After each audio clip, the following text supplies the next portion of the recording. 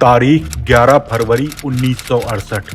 सुबह करीब 3:30 बजे चंदौली जिले के मुगलसराय रेलवे स्टेशन पर बने एक यार्ड में लावारिस शव मिलने से अफरा तफरी का माहौल था। इस शव को संटिंग पोर्टल दिक्पाल ने देखा और उसने रेलवे के बड़े अधिकारियों को सूचित किया। रेलवे की सूचना मिलने पर सुबह करीब 3:45 पर 3 पुलिसकर्मी शव के पास पहुंचते हैं। फिर करीब 4 बजे एक एसआई वहां पर पहुंचा, जिसके बाद सुबह करीब 6 बजे रेलवे के डॉक्टरों ने भी अज्ञात व्यक्ति के मृत होने की पुष्टि कर दी। फिर शव की शिनाख्त प्रारंभ हुई। कई लोगों से पूछताछ के बाद पहचान नहीं हो सकी।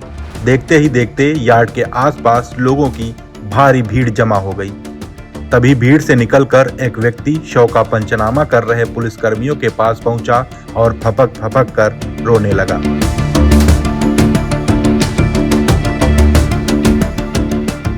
रुंधे गले से उस व्यक्ति ने कहा, अरे या तो दीनदयाल जी हैं। दीनदयाल जी के शव की पहचान करने वाले व्यक्ति का नाम गुरुबख्श कपाही था। वो दीनदयाल जी के करीबियों में से एक था।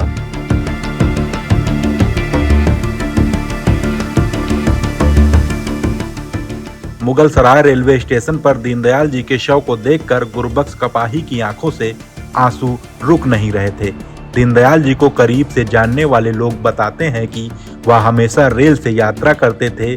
तब धन का अभाव था, इसलिए वह अकेले ही यात्रा कर भारतीय जनसंघ के कार्यों को संपादित करते थे।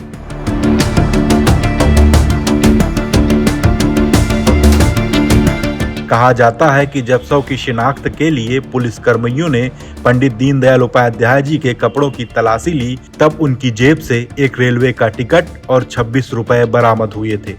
लेखक अमरजीत सिंह अपनी किताब एकात्म मानववाद के प्रेरणा पंडित दीनदयाल उपाध्याय में लिखते हैं कि जब दीनदयाल जी के शव की शिनाख्त की जा रही थी, तब उनके बाएं हाथ की कलाई पर एक घड़ी बंधी थी, जिस पर नानाजी देशमुख का नाम लिखा हुआ था। साथ ही उस दौरान पंडित जी के हाथ में एक 5 रुपए का नोट भी था, लेकिन सिर्फ इससे उनकी पहचान नहीं की जा सकती थी।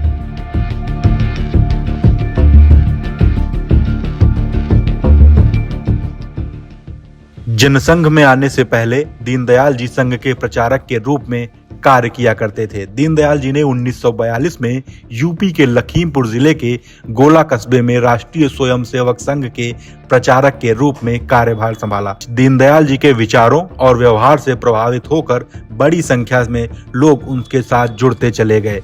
पंडित जी ने जब लखीमपुर खीरी में प्रचारक की जिम्मेदारी संभाली थी, तब वहां सिर्फ 1 या 2 शाखाएं लगती थी, लेकिन दीनदयाल जी ने बड़ी संख्या में लोगों को संघ से जोड़ा और देखते ही देखते दर्जनों और फिर सैकड़ों गांव में संघ की शाखाएं लगने लगीं।